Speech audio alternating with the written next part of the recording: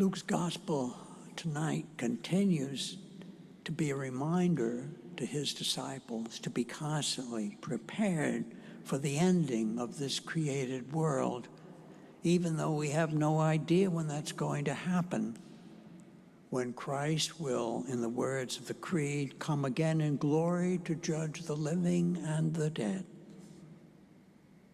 We know the early Christians fully expected Christ to come back quickly, and they prayed daily for the beginning of God's kingdom on earth. But as the months and the years passed, some became complacent and wholly comfortable in worldly ways. Luke included this parable to awaken them and to awaken us from complacency and a false sense of security. I think each of us has to read this gospel not just in terms of the second coming of Christ, and we know not when that's going to happen, but in terms of our own ending, in terms of our own death, when we hope to meet Christ face to face. The gospel message reminds us to be prepared, even though we don't know when that will happen. No one wants to reach the end of their life unprepared to meet God. I hope you're listening to the gospel acclamation, "Stay awake, for you do not know on which day your Lord will come." I think the parable can be taken in another sense, too. It can be taken as a parable about the coming of God in our lives now. This is especially important, I think. The past is over. The future doesn't exist yet. All there is now. And now is where God is and where God acts and reaches out to us.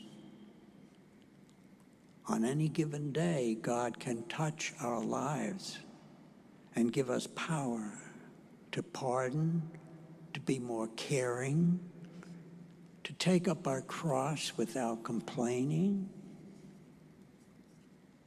If we spend most of our time preparing for the future, what can easily happen is that the now time gets neglected and we're not paying attention to how God may be reaching out to us now.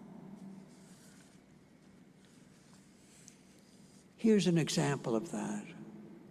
It's a confession found among the letters of a woman who had just died. She writes, "I couldn't wait to finish high school and start college. And then I couldn't wait to finish college and start working. And then I couldn't wait for my children to grow old enough for school so that I could return to work. And then I couldn't wait to retire. And now I realize that in all those years of hurrying to get to the future, I forgot to live." What a sad realization for anyone to come to at the end of life. I'm convinced God wants us to live fully in the present. And the reason for this is very simple. The present is where God is. The present is where God meets us. The only time that's real is now.